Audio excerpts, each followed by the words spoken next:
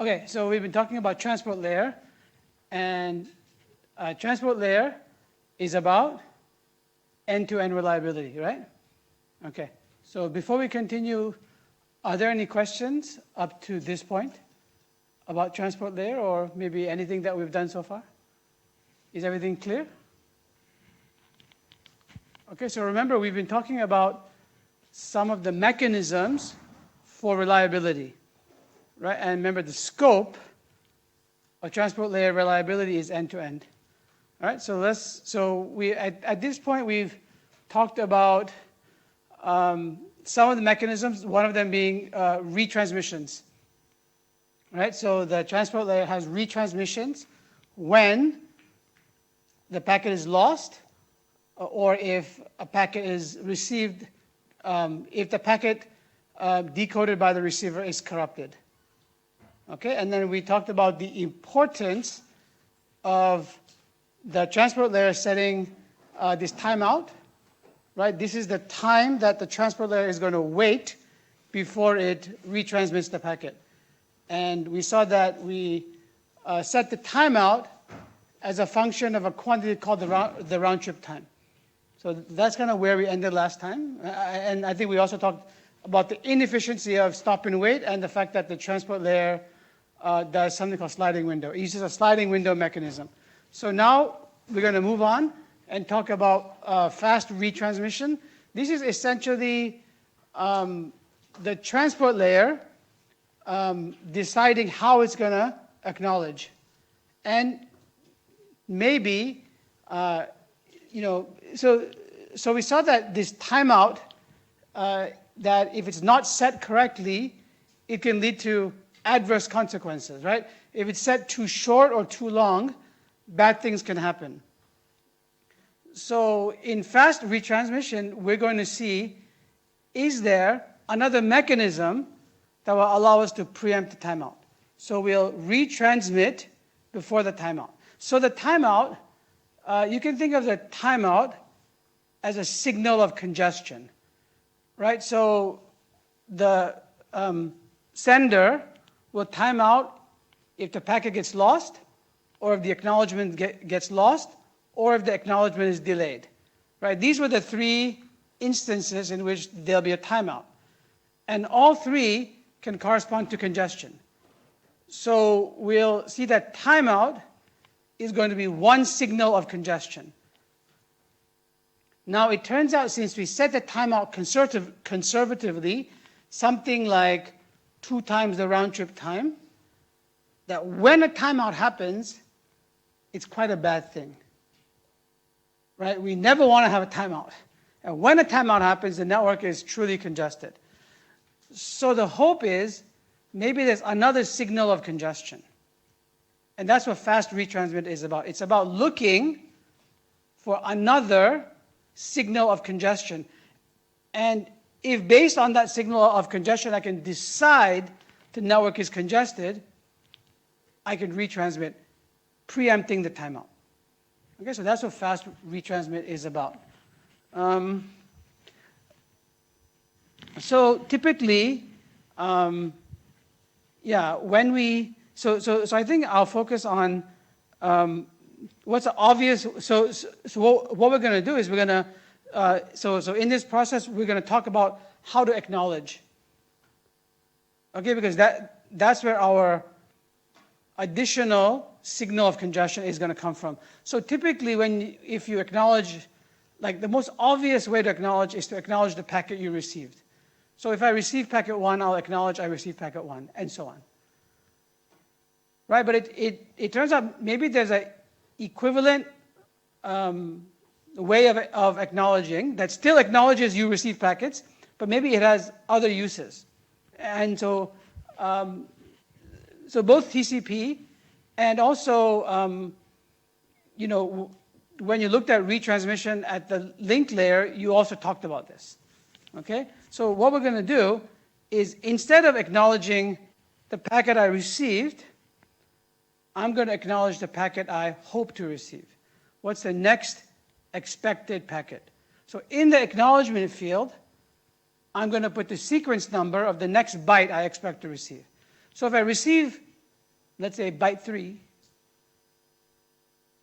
then the acknowledgement field I'm going to put 4. Okay, it's the next expected byte. And you notice this acknowledges, right? If the sender has sent packets 1, 2, 3, and I receive in the acknowledgement field, in the return packet, the acknowledgement field is set to 4, I know that 3 was received, and 3 and everything before was received. Okay, so that's what we're going to do. We're going to acknowledge the packet I'm expecting next, right? And this is going to allow a couple of, so this gives you the standard acknowledgement, but it gives you a few other benefits, and specifically this idea of fast retransmission. So the idea is that, okay, maybe it's good that I just explained to you. So, so let's say the sender is sending packets 1, 2, 3, 4, 5. Okay? And let's say packet 3 gets lost. So now in the acknowledgement for packet 1, what will the receiver send in the acknowledgement field? After the sender sends packet 1, what will the receiver or the destination send back? It will, in the acknowledgement field, they will put 2. Upon receiving packet 2, what will the receiver send? 3. When I say what will the receiver send, I mean in the return TCP packet in the acknowledgement field. Okay? Now packet 3 is lost, so is the receiver going to send anything? No, because it didn't receive anything. Then let's say packet 4 gets through. What will the sender send after it receives packet 4?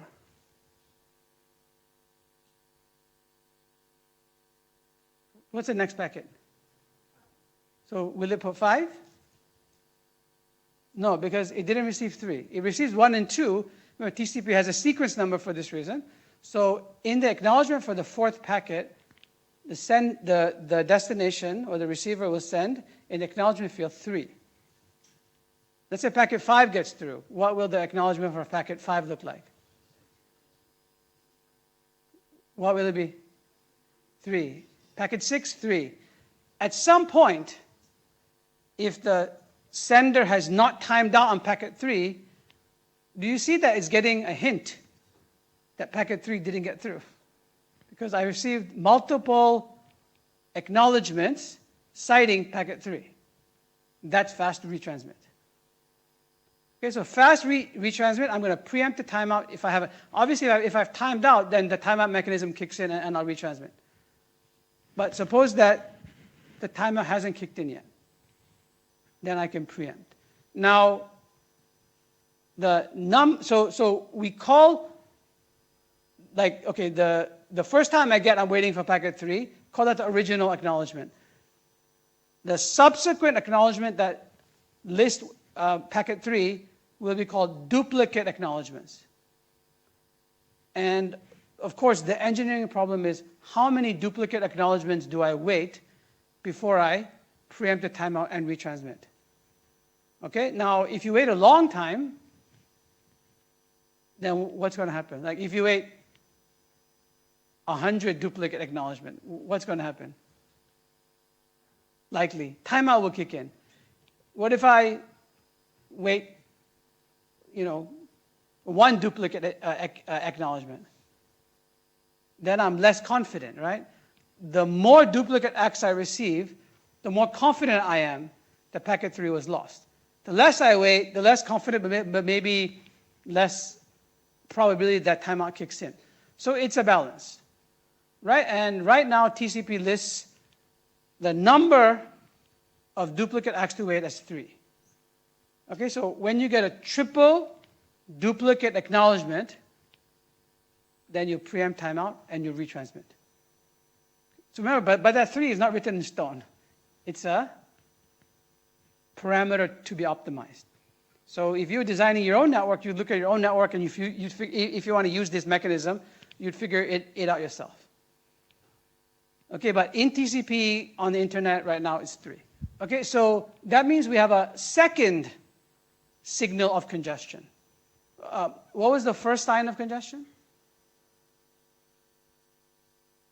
Everyone, what was the first sign of congestion?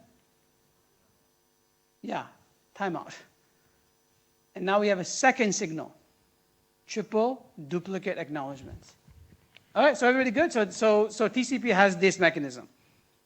Okay, and yeah, I mean, it's going to, triple duplicate acts work when you have large window sizes. Why? Because if one packet gets lost, there are other packets that have the chance to get through. And if they get through, then you will get the triple duplicate acts. Okay, any questions on this? So it's a very simple mechanism, but it allows you some efficiency in terms of preempting timeout if you set your timeout to be too long.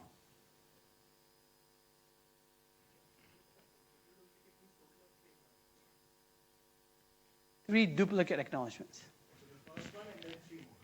Yeah. Yeah. Okay? Yeah, thank you for the question. Anyone else? Okay. Okay, so now we're going to get to what's a big part of TCP called congestion control. So just to remind you, here's what we've seen, some of the mechanisms that we've seen.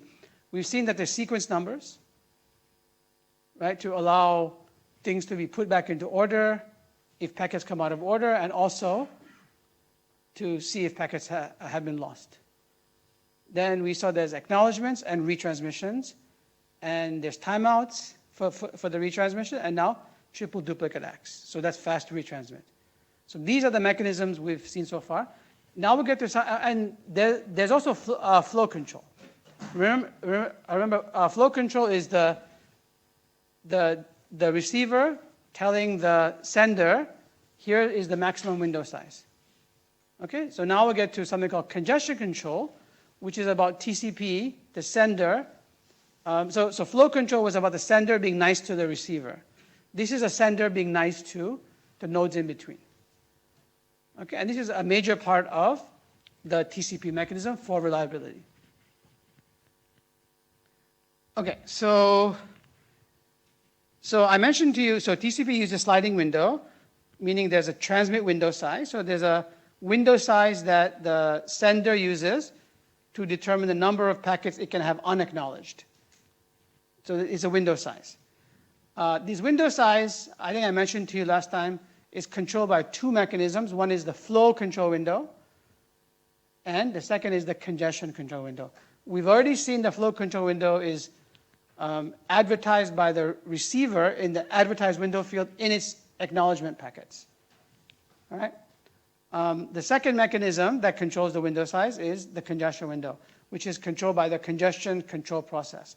So what the sender does eventually is it agrees that its transmit window size will not be greater than the minimum of the 2, the flow window and the congestion window. Right? So that's the equation that you see here, that the actual window size is the minimum of the congestion window and the flow window. Now, typically, it's the congestion window that's tighter constraint. Right? So often we will kind of say, oh, the performance is determined by the congestion window. But remember, it's the minimum of the 2. So if for whatever reason the receiver sets a very small flow window, that could be the tighter constraint. But typically, it's the congestion window that's the tighter constraint. Okay? And so what we're going to talk about now is the congestion control process, which adjusts dynamically the congestion window. So it's the it's the receiver that determines the flow window. But it's the sender that determines the congestion window. And then the sender determines the minimum of the 2. Okay? And so what is a sender going to do? So this is a very high-level description of the congestion control process. So congestion control is it's sort of a process in which the sender kind of actively probes the network by sending more and more packets until you break the network. Yeah, so sender is actually trying to break the network. It's trying to cause congestion. It's trying to see how much can I transmit before I cause a problem. It's kind of like children and parents, right? They push their parents to a breaking point because they want to learn what the boundaries are, right? Yeah. So it's like TCP wants to know the boundary of the network.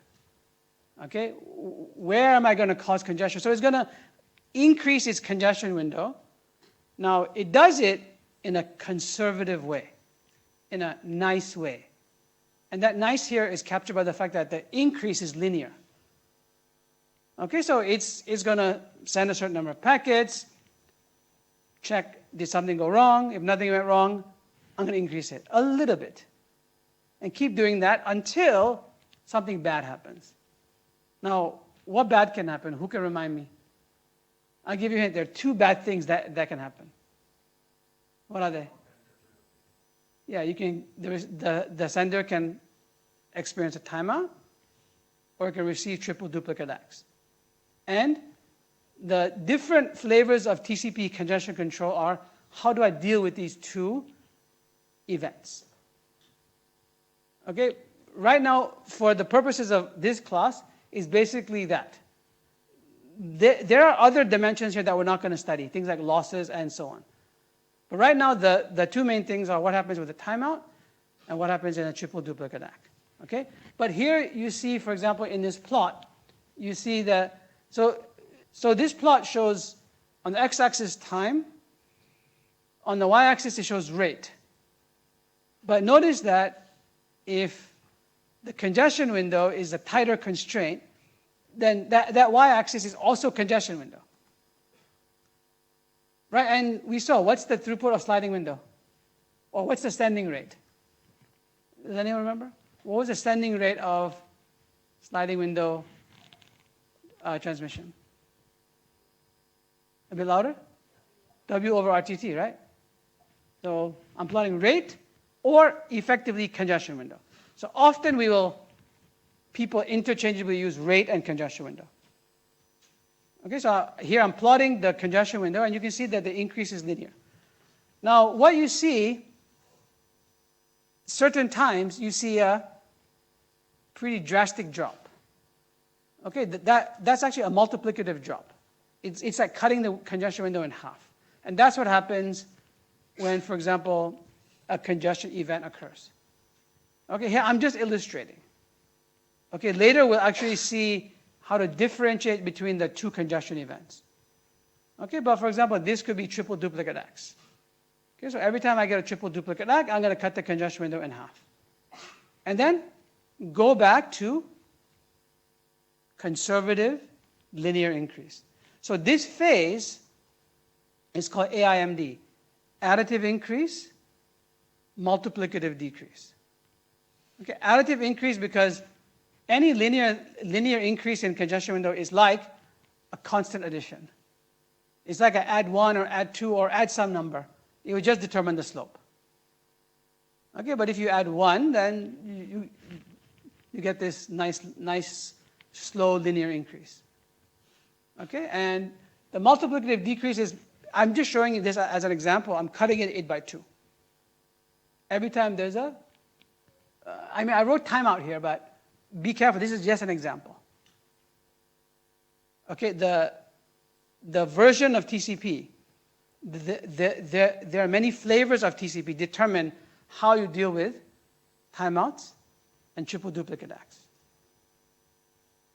Okay, and remember I told you timeout is quite a drastic event, maybe less drastic than triple duplicate acts. So we'll see that most flavors of TCP act differently for timeout. They act much more aggressively for timeout than they do for triple duplicate ACK. Okay, but you can see this is roughly the idea behind congestion control. I'm going to probe the network until it breaks, then back off. probe it until it breaks, then back off. The reason for doing this is that the network is a dynamic quantity. If you remember when we did like ping and traceroute, we saw quite a large range in the round trip times, right? Because the network is stochastic. It's not fixed.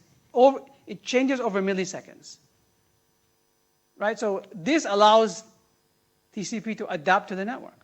That's why it's probing the network. But the TCP process is also, let's say, designed to be nice. It's designed to not keep breaking the network. It backs off aggressively when it does cause congestion. Are we good here? Okay, so let's talk maybe. There's also another mechanism. I think maybe the best thing to do before we get into detail is to show you this diagram here. Okay, this diagram shows you the entire evolution of TCP. Okay, so if we understand this, we understand all of TCP. Just give me a second.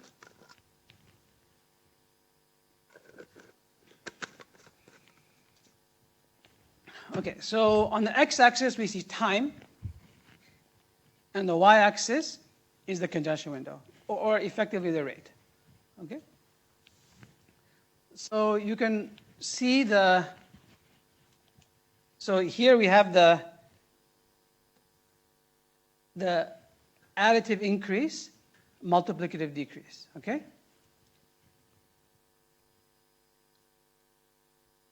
Can't really, hang on.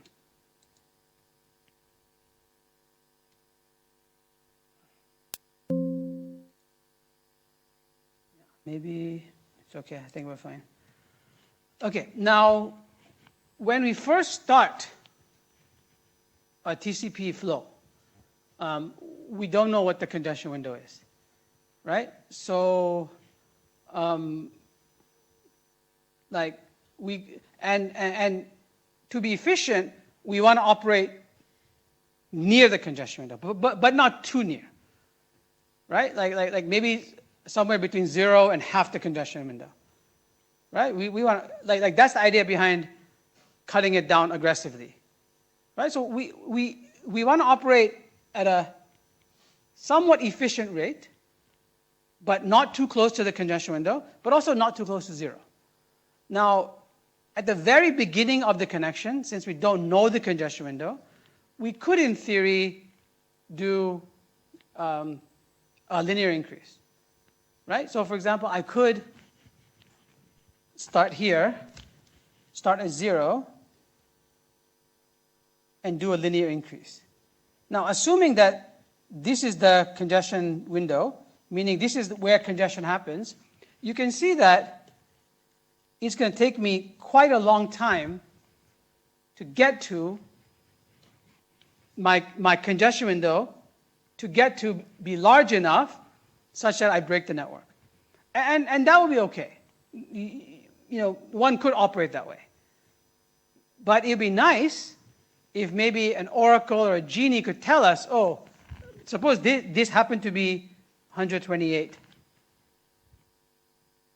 segments, let's say, right? So if a genie could tell me, okay, at this point, congestion is around 128 window size, then you could just, for example, at the very beginning, set your congestion window here, right? One could do that, but there's no genie, there's no oracle. So what we do in the very beginning is we have this so-called exponential increase in the window size, where what I'm doing is every round trip time, I'm doubling the congestion window. So it's an exponential increase. And paradoxically, that exponential increase is called slow start. Okay, so your challenge, if you're up for it, is to figure out why it's called slow start. Okay, so this exponential increase, this initial slow start, actually, it turns out all of the slow starts are exponential increase. Okay, so I have an exponential increase until something bad happens. And in this instance, because I'm doing exponential increase, very likely I'm going to get a timeout. Okay, so we see that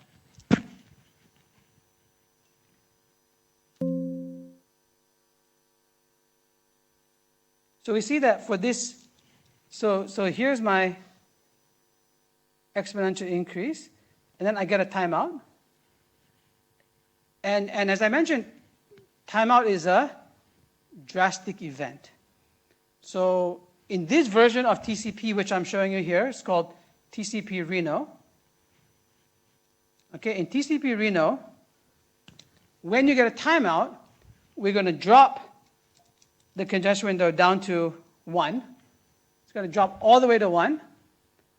But I'm going to remember this value here. I'm going to remember where I got the timeout, and I'm going to slow start to half that value. I mean, it's not shown here, but it's to half the value. So if this was 128, I'm going to drop it down to 64. I'm going to slow start to 64. Okay, so this should give you a hint why it's called slow start. Okay, if you take up my challenge, why is this exponential increase? Why is it called slow start? The hint is you kind of cannot do anything on the first slow start, but on this slow start, there's something else you could have done. Does anybody know? What else could I have done on this timeout? Yeah, I could have just started here, right? But rather, I don't do that. I try to quickly get to. So this quantity in the protocol has a name.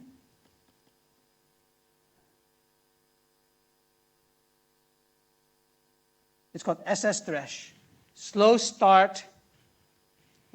Hang on. I typed that. There should be a way to delete here, but I don't know how to. So I need to not press the mouse. So this one is where the timeout happened. Suppose this is my slow start threshold, and then I'm going to slow start up to that threshold. Okay, and it's called, well, you maybe have figured it out. Now it's called slow start because I don't just go straight to 64. Okay, but this is the TCP being nice.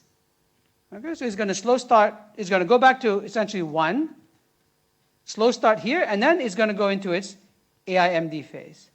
And specifically in TCP Reno, this is a timeout, and this event here is a triple duplicate ACK. Okay, so when I get a triple duplicate ACK in TCP Reno, you cut the window size in half. When you get a timeout, you cut it down to 1 and slow start up to half where you broke the network, the congestion boundary of the network. Okay, and then if at some later point you get another timeout, again, you just react. So the protocol for timeout is cut it to, you remember where the timeout happened. You set slow start threshold to be half that value, and you slow start up to half that value and go into AIMD. Good? Now, as I mentioned to you, timeouts are drastic, and we don't want to have timeouts. So typically, if you look at long traces of TCP on the internet, they'll be operating in the AIMD phase. Okay, you'll see this this is called a sawtooth wave. So we call this phase, this phase has a lot of names. It's called AIMD. Okay, sometimes because it looks like a sawtooth, you know, if you have like a saw, you look at its blade, it looks like this. Okay, so it's called the sawtooth wave, and TCP spends the majority of its time in the AIMD phase, which means if you want to look at the throughput of TCP, the long-term throughput, it's largely determined by the AIMD phase. Okay, so often when you do analysis of TCP, you just look at the AIMD phase to determine the throughput. Okay, but remember, there are complex dynamics like what happens on timeout and so on. So I think if you understand this, then actually we understand almost all of TCP. So are there any questions on this diagram here? Yeah.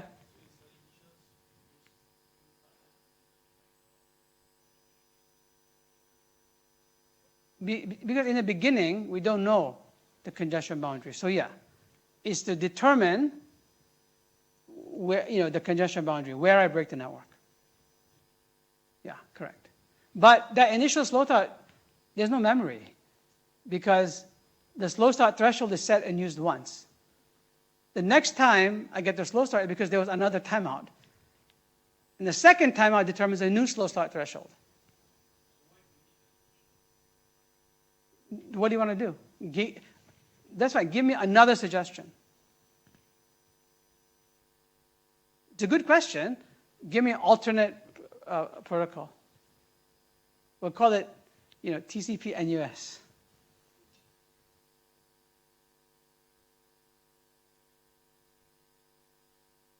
Any thoughts?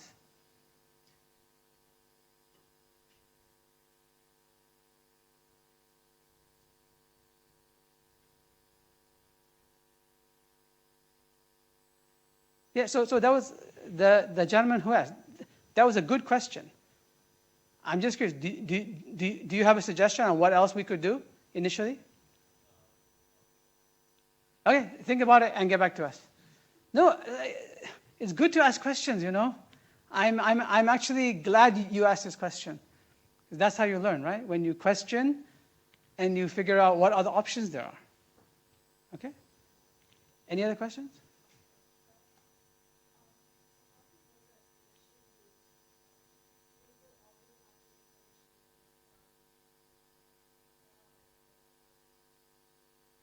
What's the definition of the congestion boundary? Yeah, it's where, so timeout is a sign of congestion. So if I get a timeout, that's my congestion boundary. It's not that there's a congestion boundary and timeout are independent. They are the same. Yeah, does that make sense? Yeah. Yeah, it's just an example. Yeah. Yeah, like you notice the second timeout happens it's just an example, yeah. Okay, thank you for the question. Anyone else?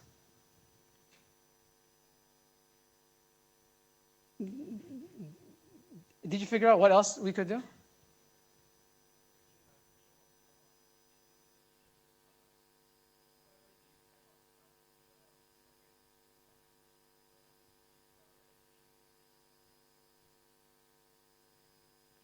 Where? I don't understand.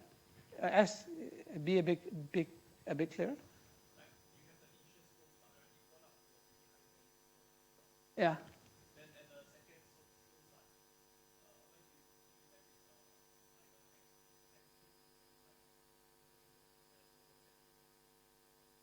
The second slow start is the reaction to the first timeout.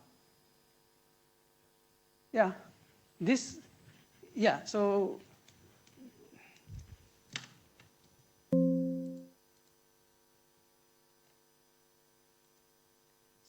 this slow start resulted in this timeout, right? The reaction to the timeout of Reno, only for TCP Reno, the reaction is to drop the congestion window to 1 and slow start to half the value of the timeout. Half the value of where the timeout happened. Yeah, I remember I call this the slow start threshold. And you see, the same thing happened here, right? I got a timeout. What's my reaction to the timeout? Drop the congestion window to 1. Remember, half the value of this. This is now the new slow start threshold. And then I slow start up to that. It's half the value of the timeout that caused it. This is the reaction to the timeout. not the previous one, not this one. This is half of this timeout where this happened. Yeah. I mean, that's what you meant, right? Not, I mean, it's not the previous one, it's the current timeout. Yeah. So, but this slow start is here because I have no idea what the congestion boundary is. So I need to find it. Yeah. Okay, does that help? Okay. Good. Anyone else? Any other questions? Yeah, please.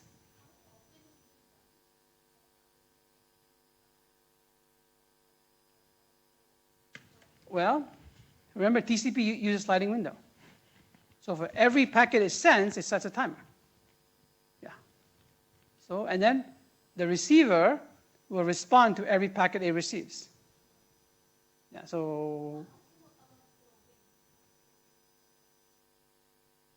it happens, well, so how does sliding window work? So every time, so, okay, you mean the additive increase, for example. Yeah, it happens roughly every round trip time. Yeah. Every time I send a batch of packets. So maybe the additive increase is every window of packets. After that, I'm going to increase my window size. Yeah, so it's every window of packets. Yeah, but actually in practice, you do it on every packet, but some fraction of the window size you will increase. Yeah, until it gets to an integer. Yeah, thanks for the question. You had a question, Rita?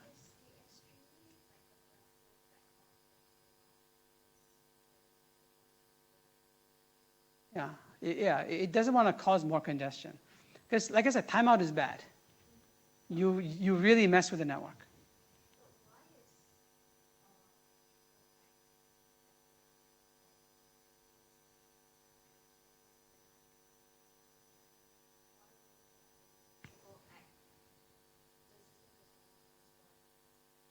Because there are many other reasons for triple duplicate ACK. You could just have a delayed packet in the network. Right? For example, if either the packet is delayed or the ACK is delayed, then triple duplicate ACK, yeah, I mean, it doesn't necessarily mean that there's congestion. There could just be something else causing it.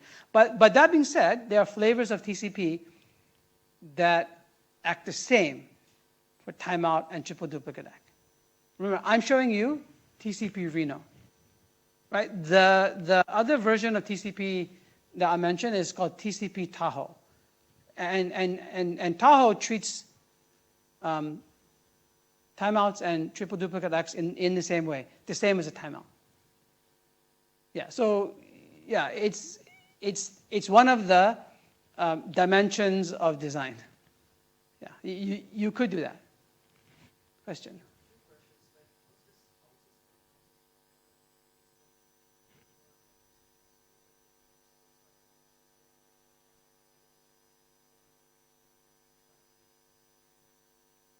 Yeah, so that's a good question. And this doesn't apply to just the initial one.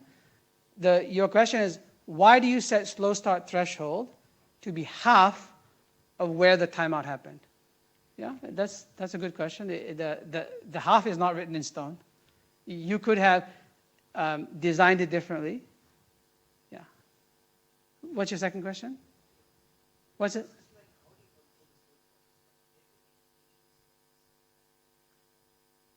No, I mentioned to you, this is illustrating the evolution of TCP Reno. But you could have a different protocol that does things differently. Like I mentioned TCP Tahoe. Tahoe, by the way, these are all cities in the US.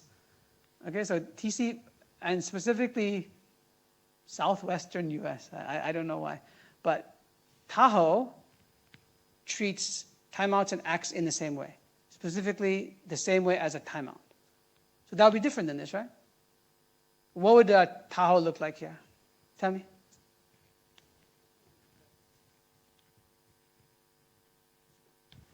Well, I just explained to you.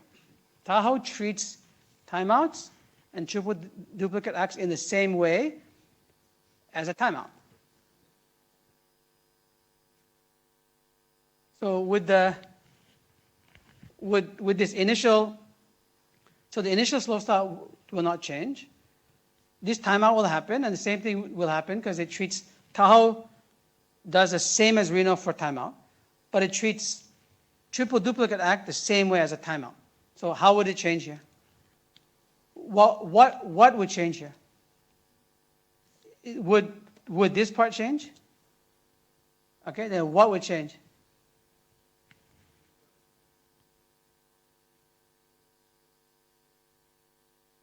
So would this part change? This is AIMD, right? Then would this change? Why? Okay. So what caused this? Why is this dropping here? Well, if it's timeout, I would do this, right?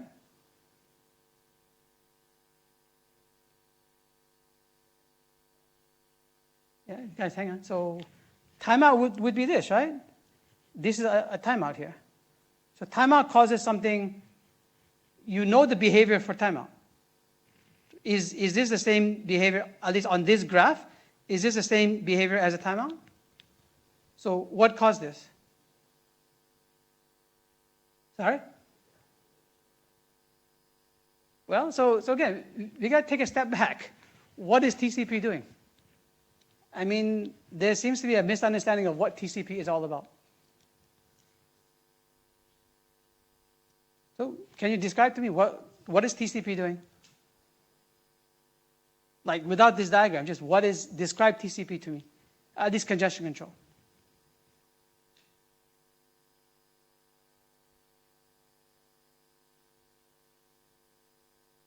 Yeah, so it's trying to find out where you break the network. And then when you break the network, what do? Yeah, you back off. So is the second point where I was mentioning, is that like backing off? So what must have happened? Something bad must have happened. So I'm asking you, what bad thing happened? Well, if you lost a packet, you will get a timeout. And how do we deal with timeouts? Tell me how articulate how we deal with timeouts. Yeah, you set the congestion window to size 1, and then you slow start to half where you broke the network. So is that what we did there? Sorry? What? What's a collision? So we saw there were 2 signs of congestion. What are they? Do you know? What are the 2 signals of congestion? If you don't know, you can say, I don't know. Do you know? There were 2 signals of congestion, 2 signs of bad things happening. What are they? Do you know or not? Okay, so on 3. The first one should be easy. I want, on 3, everyone say it, okay? 1, 2, 3. That's 1 signal of congestion. Okay, what's the second signal of congestion? 1, 2, 3. Triple duplicate acknowledgements. So tell me, what are the 2 signs of congestion? You tell me now. Okay, so you know how we deal with timeout. Is that a timeout? Is that on this plot, is that the same way? Yeah, so what's the second one? Sorry? Triple duplicate what? Yeah, so say the whole thing. Don't just say triple duplicate. So what is it? I want to hear you. Finish the sentence. Yeah, triple duplicate acknowledgements, right? So what we did when we talked about fast retransmit. If we don't get that, we can go back to that. Okay, so very important. These are the 2 signals of congestion that the sender can infer. And all of this is about belief. The sender is inferring congestion. The sender does not know if there's congestion happening or not. It just makes inferences. So now, I told you that Tahoe deals with triple duplicate acknowledgments in the same way as a timeout. So if I was to draw this for Tahoe, what would change? I'll let you off the hook, unless you know.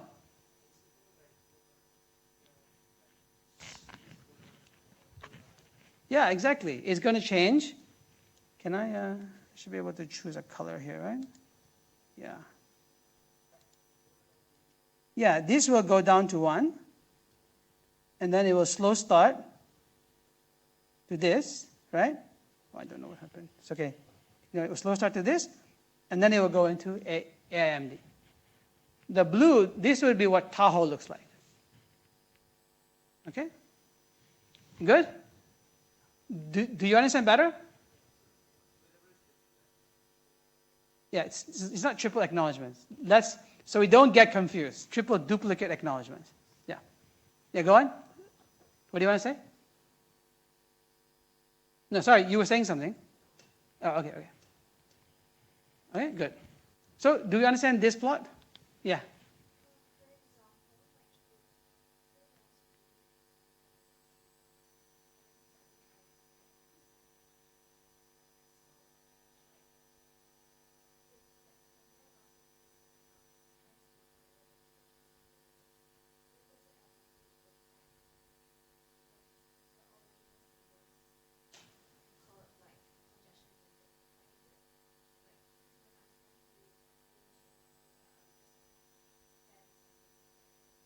Yeah. Yeah, I mean, it depends on the network topology, right? I mean, if you have a router here and maybe something like this, right? Yeah, I mean, if this is sender 1 and the sender 2 wants to start, yeah, I mean, initially these intersect here, right? So yeah, it will affect 2 will affect 1. But they could also be non-intersecting flows. Yeah. So yes, the answer to your question is yes, but how depends on the topology. Does that make sense?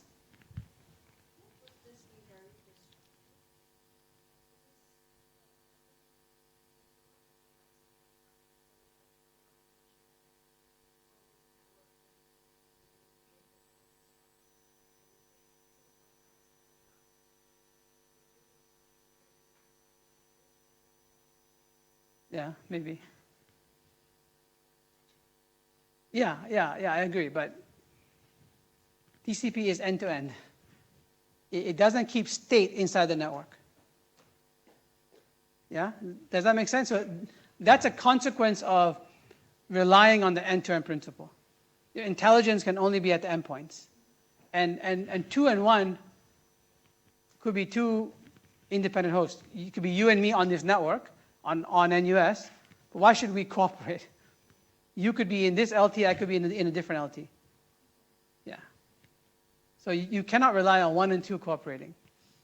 So TCP this is a completely distributed network, and there's no smarts in the network. You could imagine that you could put some smartness in one of the intermediate routers, but that would violate the end-to-end principle.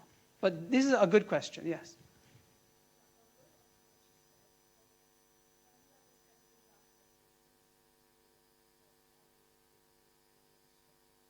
Yeah.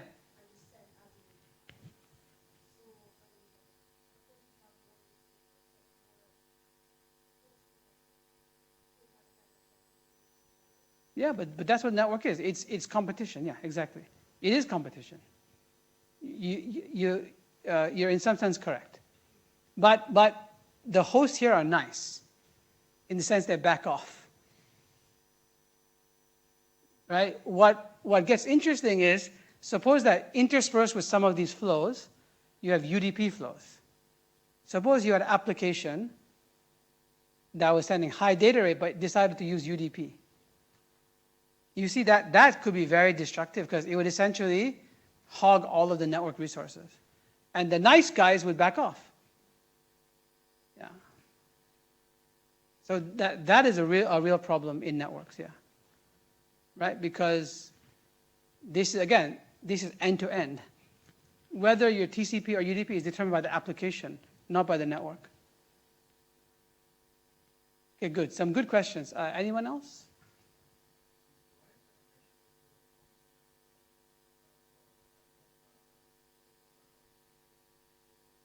I mean, that's just an illustration of the timeout.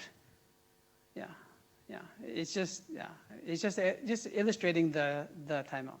It's not that it's constant. It's that in the next instance you would go down to 1. Yeah, but I just want to show that. That's all. Good. Okay. So again, what we'll do is we'll just quickly review we'll go back in time. We'll look at the notes.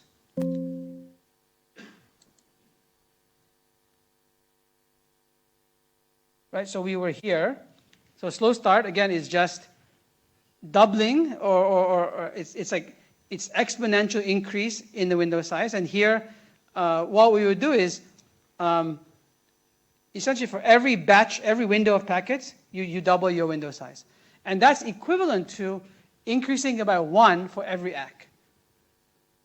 Right? I mean, because of losses and so on, you can't really count number of packets. You actually want every round trip time or every batch of packets, but that's equivalent to every time I get an acknowledgement, I increase my window size by 1. That gives you the equivalent effect to doubling it every batch of packets.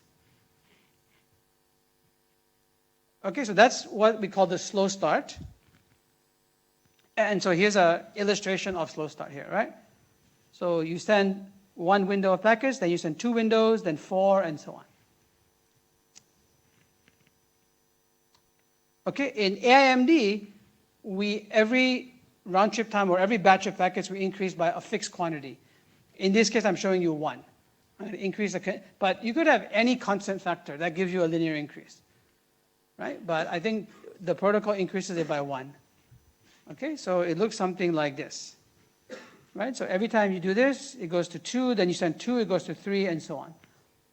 And in practice, because you want to do it every acknowledgement, right? You just increase it by some fraction, right? It could be 1 over congestion window, right? If you do that, 1 over the current window, then if all packets come back, you effectively increase it by 1. Okay, and again, these slides, like they are trying to articulate some of the things that we've already discussed, right? That AIMD is we want to be conservative in our increase and aggressive in our decrease. Okay, and we'll talk a little bit about why not do additive decrease instead of multiplicative decrease. One could do that, and there's nothing wrong with that, but I'll show you a graphical proof later why AIMD results in something that's really very good. It turns out it's the right thing to do. Okay, so we'll explore the different options for AIMD later. Okay? Yeah, and I think we've kind of already discussed some of these things. We've been through this diagram. Okay, so do we roughly understand what TCP is trying to do? Again, to summarize, it's trying to probe the network by sending more and more data until we break the network, and then we back off. And then we continue probing, and we do this forever. We don't stop. We never get to a fixed window size. It's constant, and I think there was a question, when is this done? This is done essentially you roughly want to adjust the window size every round trip time or every batch of packets. Practically, you do it every acknowledgement, some fraction of increase. Okay, so are we good? So if we, and then I think here I talk about some variants of TCP. And this is what I was talking about. TCP Tahoe deals with timeouts and triple duplicate X in an identical way. And the way it treats them is aggressively like a timeout. Okay, you could imagine another version that treats both of them like a triple duplicate ACK. Right? So it turns out there are many, many variants of TCP. Right? They all are exploring the different dimensions. Right? Somebody has y half. Okay, maybe you want to choose a different value, you got a different variant. Okay? Okay, so I want to talk a little bit about the kind of the optimality or the goodness of AIMD, why it's the right thing to do. Okay, it turns out it's a good thing to do, excuse me, from just sort of from principles. Oh, I want to be conservative while increasing and aggressive while decreasing. That's like from a principle point of view. But it turns out from an optimization point of view, it's also the right thing to do. So I'm not going to give you a mathematical proof, but we'll look at a graphical proof. This graphical proof is essentially, it's as good as the math proof. You could write it out if you want. Okay? So we're going to look at things on this type of diagram. Okay? This diagram shows the rates of two flows, right? I'm showing the rate of x1 on the x-axis and rate of x2, the second flow, on the y-axis. This is essentially also the congestion window. Right? Remember I told you we can use congestion window and rate interchangeably with the assumption that most of the time the congestion window is a tighter constraint than the flow window. Okay, so I'm going to plot this. Now, in this diagram here, I'm going to make the assumption that what I have is this, that I have an intermediate router. Okay, I have two flows. This is like, call it x1 and x2. These are the two flows. They intersect at a router. Okay, and suppose this router has some outgoing link rate. Call it C, I don't know, Mbps. Okay, so these two flows, x1 and x2, have to compete for C Mbps. Okay, so just looking at this diagram and assuming x1 and x2 are the rates of these two flows, what can you tell me about x1, x2, and C? What's the relationship between x1, x2, and C? Yeah?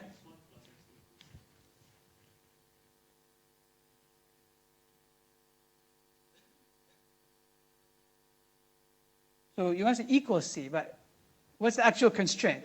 Yeah, it has to be less than or equal to C, right? This by definition. So now let's take your, what is this the equation of? Does anyone know? No, x1 plus x2 equals C is the equation of something, where x1 and x2 are your variables. So if you want to, you can replace x2 by y. So this is like x plus y equals C, or y equals what? Negative x plus C. What is this an equation of? Yeah? Do you know? Equation of a line, right? Like, remember, I don't know how you guys learned, but y equals mx plus b, right? So this right here is just the equation of a line. And it's this line here. Right? Anywhere on this line, assuming this is, remember, this is x1, this is x2, anywhere on this line, x1 plus x2 is a constant. It's whatever my constant is, C. So we call this the efficiency line. When I'm operating on that line, I'm using up all the resources I have. Okay? If I'm above the line, we are overloaded. If I'm below the line, I'm underutilizing the resources. Does that make sense? So this line, this efficiency line, is essentially this x1 plus x2 equals a constant, which is the resource that I have access to. Okay? Now, so that's this.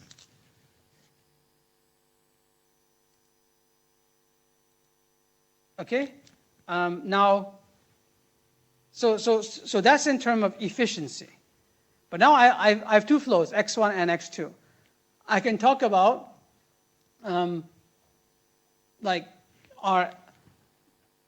do x1 and x2, are they getting, what fraction of the resources are they each getting? And that leads us to fairness.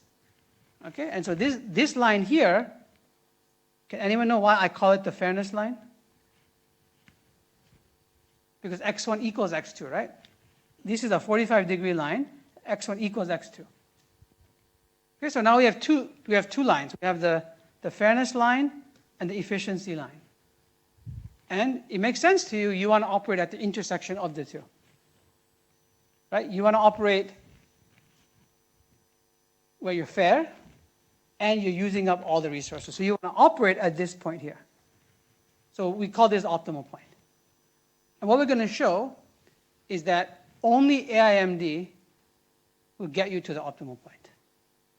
All the other variations, if you will not. So everybody good at what we're going to do? And this plot? So if you're operating here, if x1 and x2 are at this point here, what am I going to do?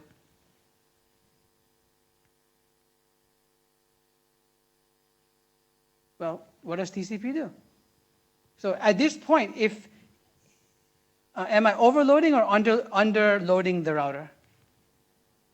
I'm underutilized. So will there be any packet drops or timeouts or anything? The assumption is no. So what does TCP do?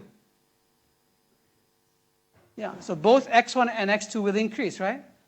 So what you'll see, we'll look at the trajectory on this plot. We should see, assuming that the x1 and x2 increase, let's say by 1, I essentially will see something like this, right? The trajectory over time will look like they both increase. Now, what's going to happen if, let's say, I'm here? Am I overloading or under? Maybe I put this in green. Let's try in green. So let's say I'm here. Am I overloading or underutilizing the router?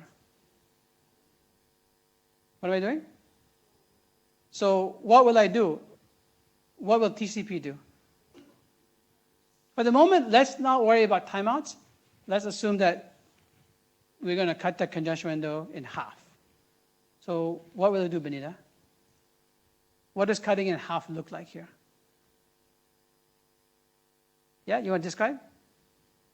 Yeah, this gentleman in the white shirt. You just did something. Try to articulate, yeah.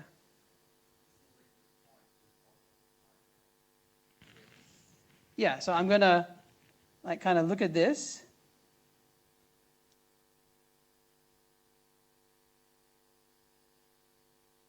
And then kind of go halfway, right?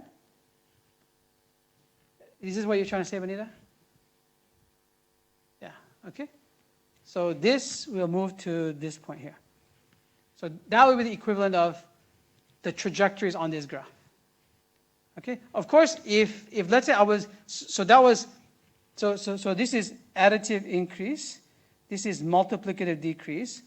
What does additive decrease look like on this graph?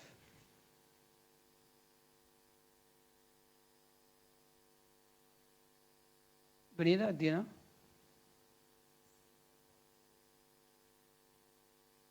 The same thing as multiplicative decrease?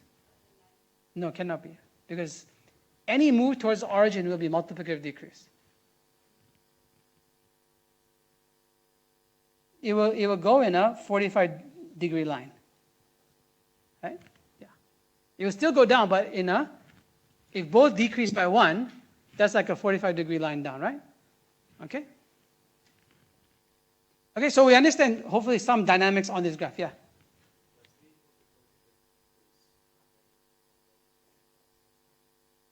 We're going to make assumptions. Everything is synchronized.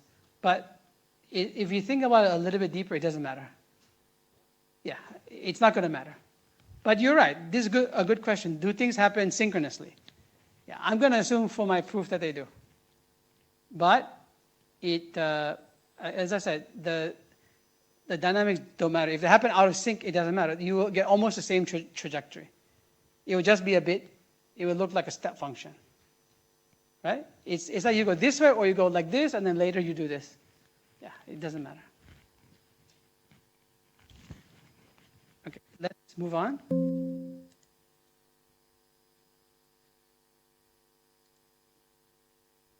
Okay, so this is going to show you what happens if we start here. Okay, so we're underutilized. So this graph is a bit weird here, but because this line actually should be 45 degrees, but I think something happened. Right? You should really be you should really be 45 degrees. Okay. Okay, so because I'm underutilized, I'm going to increase the rate. Both x1 and x2 will increase the rate. Then now I'm overloading, so I will decrease. And again, what we're going to do is draw a line to the origin and then go halfway on that line. And again, you got to convince yourself, why does cutting it in half, why is it equivalent to the geometrical way that I explained? You go halfway towards the origin. Okay, and you can see that what's going to happen now is there's almost like a little pressure, right? I keep increasing and dropping, until you notice that eventually I'm going to end up just oscillating around this point. Yeah, so I'm now oscillating around optimal point. Not that TCP will ever get to the optimal point, because it's always oscillating. But you can see that AIMD gets you there. And actually, you can convince yourself that no matter where you start, you could start, for example, let's say we were to start here. Then what would happen? What does a trajectory look like?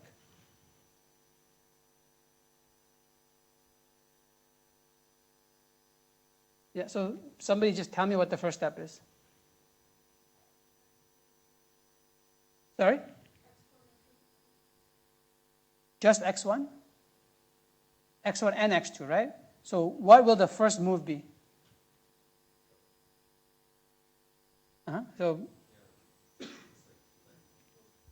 So I'm going to move towards the origin, kind of like halfway, right?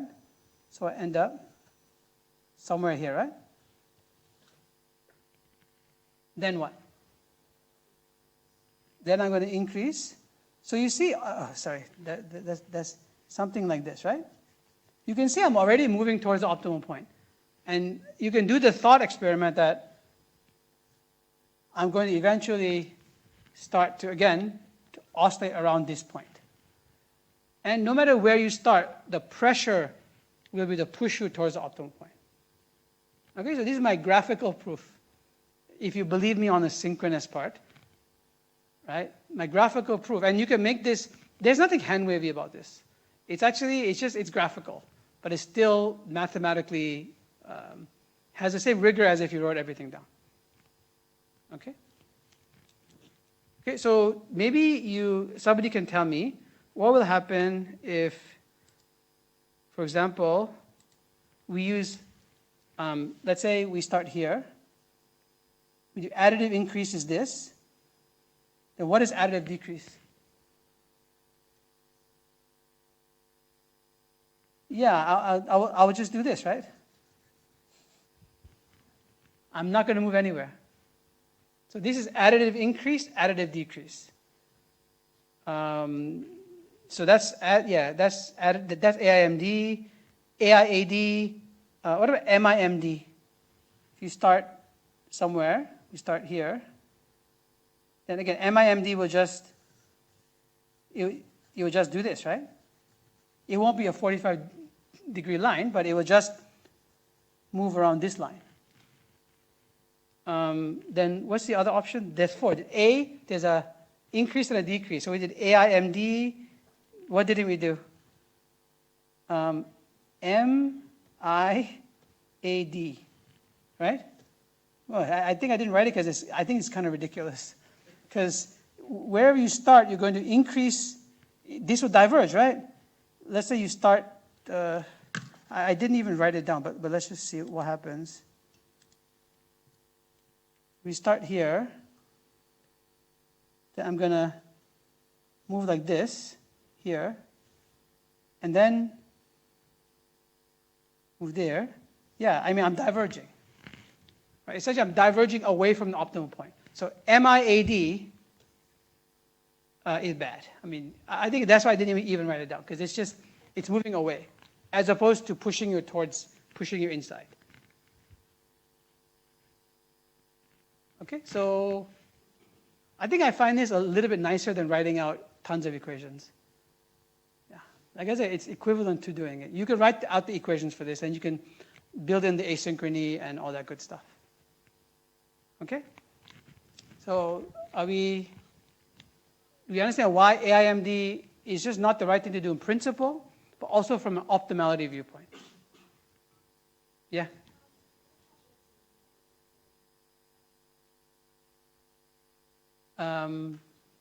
Yeah, I mean, everything works, right? Yeah.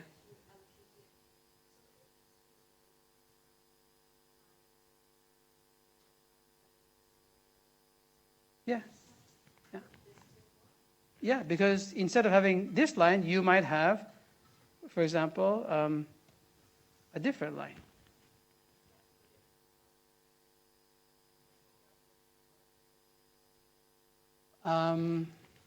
Let me see.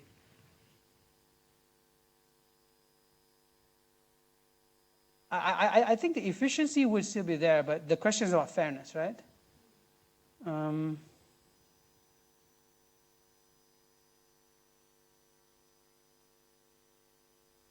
Yeah, I mean, this is a good question. Let's think about it. I mean, if you assume that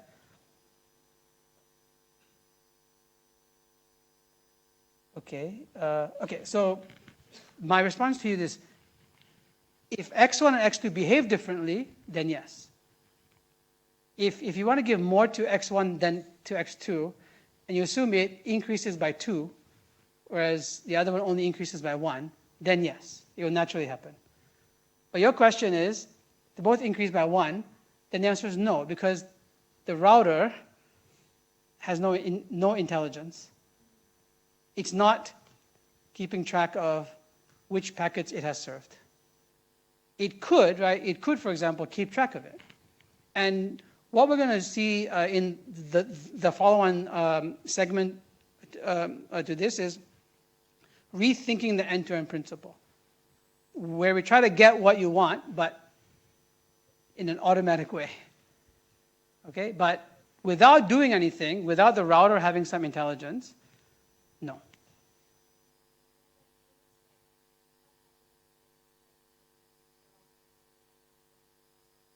Not the router, the x1 and x2. Yeah. What's increasing, what's making this trajectory happen is what the nodes do, not the router. The router is just the limit. It's just the C.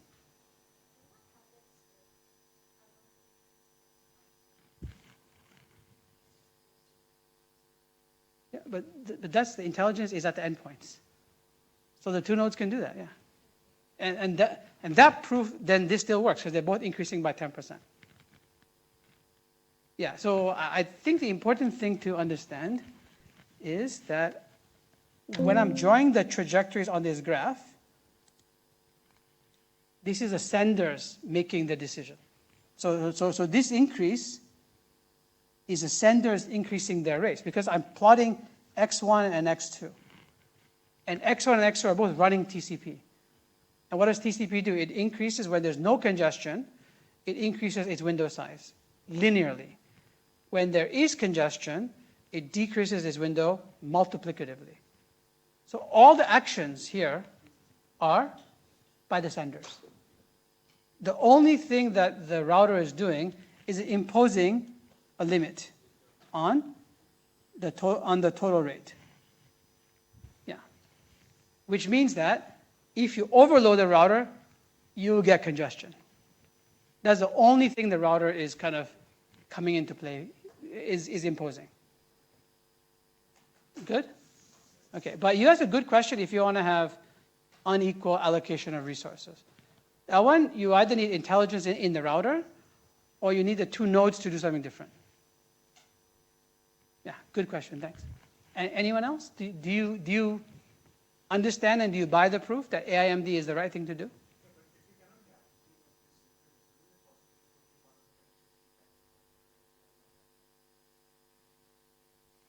On average, no. It might happen in the short term, but long term, no. Yeah, especially if things are probabilistic.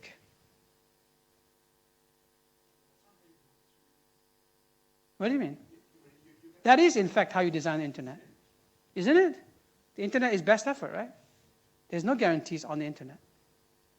I mean, you make a good point that probabilistically you cannot guarantee this will happen on very short time frames. But that's the internet is that way too, right? Yeah. But I like you. Good question. Have to push. So, anyone else? Are we good? Okay. I think I want to wrap up TCP here. So right now, the way that congestion control works is there's this probing, this active probing and backing off. There are other mechanisms that certain protocols use. So, for example, if a router, an intermediate router, we know that it's not going to start dropping packets until it fills up, right? But we know that that's a bad situation, and you can get catastrophic things when all routers fill up. So one thing that some people have suggested that when a router gets like 3/4 full, you start to preemptively drop packets as an implicit signal to senders that congestion is starting. Okay, so there are some proposals for implicit mechanisms for giving congestion signals. And so when I drop a packet, TCP kicks in, right? And that drop packet will be assigned to the sender. There are also proposals for explicit. In some proposals, there's some unused bits at some of the layers, and some people have suggested using one of those bits as a way to indicate congestion on a path. Right? So if some router along the path has congestion, it sets that bit. But all that does is tell the sender that that path has congestion. Okay, so there are many ways that people try to get both implicit and implicit. The current TCP is the sender, again, making inferences, right? And that's the way the current internet works. So there are specialized networks where these things have been put into effect. And when we start talking about rethinking the end-to-end principle, we're going to try to see, is there a way that we can imbue a little bit of smartness in the network to help with things like this? Right?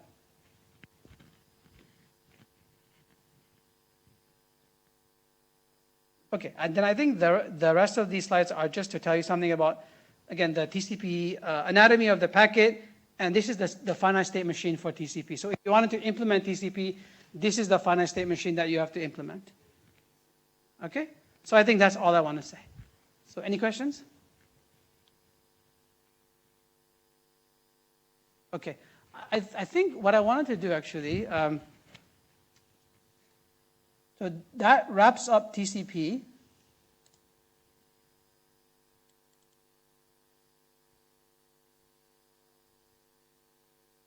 So maybe what I want to do is I'm not going to complete this set of slides, okay?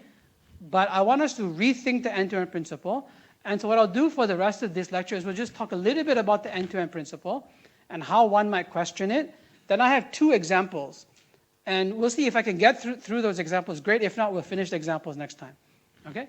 So the end-to-end principle is the idea that you should have intelligence only at the endpoints of the network. So you have a sender, you have an intermediate network, you have a set of intermediate nodes, intermediate routers, and you have a final destination. only the two endpoints should be intelligent. The network should be dumb. In the sense that you should only do routing. In fact, current routers only implement up to network layer. They don't even implement transport layer. So current core routers in the network implement only up to network layer. They process up to network layer and then send the packet on. They just do routing. So there's no end-to-end intelligence in the network. Okay? And this says, can we rethink that? And why one might want to rethink that, okay? Again, these set of slides are not my slides. They are a set of slides taken from a project called the Clean Slate Design of the Internet out of Stanford. And so these are, some of the things, these slides are taken from them. I made a few changes, but need to give credit. But I like this set of slides because I'm a fan of asking questions. And this really asks the whole question of the entire transport layer, which I really like. Okay, so the idea of, this is a paper by Salzer, Reed, and Clark that makes a very strong argument for the end-to-end principle. And I've made this paper available to you in the supplementary materials. Okay, so please read it. Again, I'm not going to really test you on it, right? But if you're interested in knowing the history of the evolution of networks, this is a great paper to read because, well, currently all networks are end-to-end, right? So this really has affected all networks. And again, the summary of the idea is that you have intelligence at the endpoints and the interior of the network is quote-unquote dumb, okay? Meaning it does not look at the type of packet, what the flow of the packet is. It has no semantics. Now, you could argue, it looks at the IP addresses because it's doing routing. Yes. It has to look at network layer addresses to do routing. But that's it. Okay? So now the question is, why do we want to revisit this end-to-end principle, this end-to-end argument? The primary reason, there's a lot written here, but there's one main reason. That one reason is the use case for the internet, or the use case for networks. When networks first started, they were designed as a mechanism for transporting packets. But the current use case of the internet is not like that. The current use case for the internet is long flows. For example, most of you, so think back to your own usage of the internet or Wi-Fi. What's the thing you use it for most? Like, what do you think? Just think back to your own use case. Probably what? Watching. What? Streaming videos, watching videos, right? Whether it's your lectures, whether it's YouTube, right, or whatever. And a stream or a flow is single source, single destination, right? Very different from if a router adjusts our packets from arbitrary sources and arbitrary destinations. And the current internet doesn't exploit that. Right? You could imagine you should be able to do better if you knew that all these packets were from the same flow. Okay? And so the current IPv4 has nothing, no mechanism for identifying flows. And we'll see when we talk about network layer, the IPv6 has an explicit flow identification field. There's a reason for it, because we've realized that the use case for the network has changed. So this set of slides, what I'm saying here, what we're trying to explore here, is without an explicit flow identification field, can we still do something? Turns out you can. So that's what I want to talk about here. Okay, so again, it comes down to looking at flows. And can we identify flows? Now, so maybe like the simplest problem I could come up with is just you have a router and you want to give, like the problem that you mentioned, Benita. You want to say flows are coming in and you want to give them some fraction of the resource. Well, the worst case, what you have to do is just keep track. So on the left is the expensive solution. The router has to keep track. It has to say, okay, So here are 3 flows, red, green, and blue, that are intersecting at this router. And this is the buffer of the router, and I'm showing you by the color how much of the router's buffer they occupy. So you can see all 3 flows occupying a fair amount. And this is the right now, without any additional processing, the only way you can be fair. Okay, you just have to keep track. Now, it's easy for 3 flows, but modern routers are taking care of thousands of flows, right? Thousands of flows. And this housekeeping is very expensive. Okay? So, okay, so everybody good? This is the worst case. This is what we call the brute force solution. Okay? So let's look at current internet, FIFO buffers. Or current routers without any special processing are just FIFO, first in, first out. So you can see that now red occupies much more of the buffer than green and blue. So now if that router fills up, well, it looks like red is the hog here. And so very likely the next the next packet that comes is going to be red.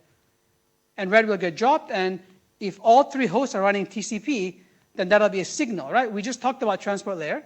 So packet will get dropped, that packet will time out, and the host will react by aggressively reducing its congestion window. But what if in the non-zero probability is green or blue? What's going to happen to the green or blue flow? They're going to back off even more. And you can see it's going to exacerbate the problem. So FIFO buffers don't work. FIFO buffers with TCP do not work. Okay, so this is the best case solution. It's very expensive. This is the current state. All right, so let's look at some solutions of how you could try to build some intelligence into the network. And what we're going to do is we're going to use randomized sampling, essentially random algorithms, random sampling to try to do better. Okay, so our first attempt is going to be to, when the buffer is full, reach into the buffer and drop a packet randomly. So remember, I told you some implicit signals. There's actually a protocol called random early dropping, where routers, when they're close to being full, will randomly drop a packet. Okay, so this is that, but close to, so when the router is full, it just randomly drops a packet. But that's almost equivalent to letting it fill up and drop because it's full. Right? This is not going to work because even though you're more likely to pick a red packet to drop, there's a non-zero chance you'll pick a green or blue packet in the other example. And it turns out this doesn't work. The main problem is that given buffer sizes and so on, the probability, the non-zero probability of choosing the non-dominant flows is still too high. Even though it's smaller, it's too high. So what these folks did was they suggested something, a small tweak. You pick 2 packets, and if they match, you throw them away. If they don't match, you choose again. Now, this still means that maybe there's a non-zero probability of choosing the non-dominant flow, but you've now increased the gap between choosing the dominant versus non-dominant. And it turns out that this, from an engineering point of view, works. They call this algorithm choke. Okay, I'll tell you what choke means in a second. They didn't.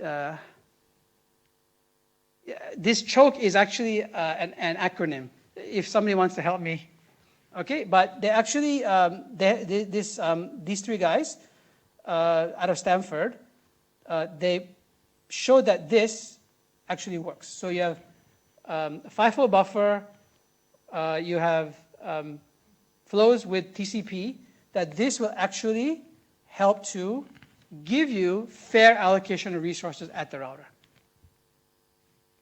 Okay. Now, they did this in a theoretical paper with simulations, and they actually implemented this along with Cisco And Cisco is using this on their some of the core routers that they sell. The one they implemented is called AFD, approximately fair dropping. Okay, they had to tweak this a bit to deal with some of the constraints of real-world routers.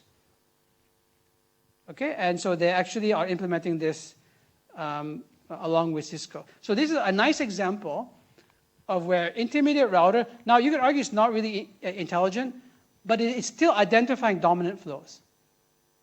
Okay, it's serving our goal of flow identification.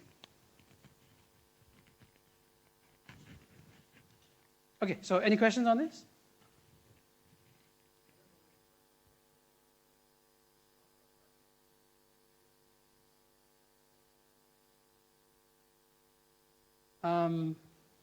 But if there are a lot of flows and there are no dominant flows, everything's okay.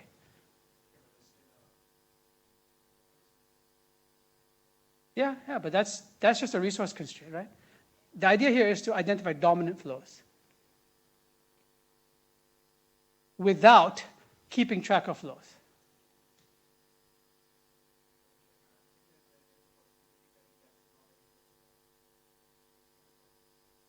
Well, when it fills up, it's going to drop no matter what, because the buffer is full. This is all preemptive. Yeah, I mean, before you wait for the next packet to come in and drop it.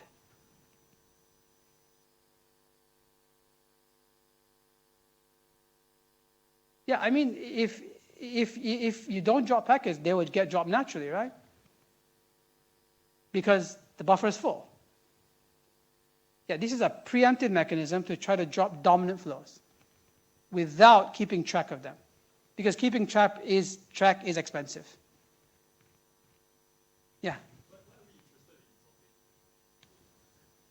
Because they're hogging the buffer, right? So for example, what if red was UDP? Yeah, if red was a UDP flow, it's not going to back off. And green and blue will always back off. So what you've done with choke effectively is increase the gap between choosing the dominant versus non-dominant flow.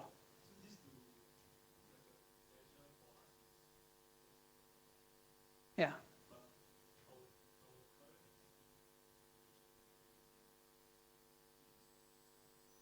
Yeah. Yeah, the current internet is first, because this is too expensive. Doing this solution one, which is fair queuing, meaning you keep track. The router says, okay, I served 20 red flows, 20 blue flows, and only 10 green flows. That means the next time red and blue come, I won't serve them until I get green up to be fair. That's too expensive, because it will slow down the router too much. Does that make sense? Yeah. Current internet uses FIFO buffers. Yeah.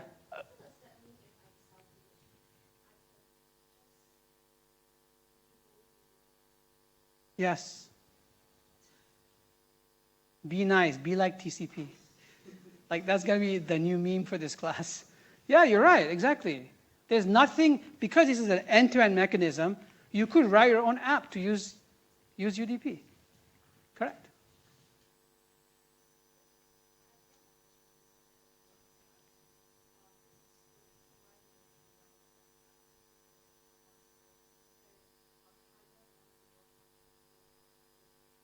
Yeah. No, they didn't prove it mathematically. They just showed it works. It controls the dominant flow. It's a good point you make, right? You could argue, why not choose 3 packets? Because that would make the gap even larger. Turns out they showed with internet trace, like traffic traces and so on, that this controls the dominant flow. It's a great question. They didn't prove it mathematically.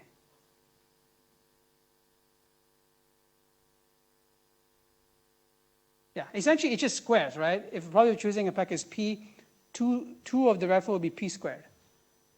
Yeah, and it's much, and then the other one is Q, where Q is much smaller than P, so it's Q squared. P squared is much bigger than Q squared.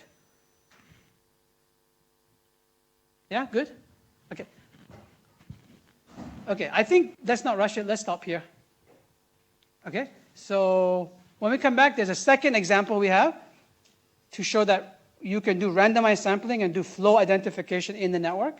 We call it elephant traps. And then what we'll do next time on Wednesday, we'll also do our second why question. So hopefully you guys come with some answers. What was that? Why do we have reliability at 2 layers? At link layer and at transport layer. What's the reason for that? Okay, we'll do that on Wednesday. Thanks, guys.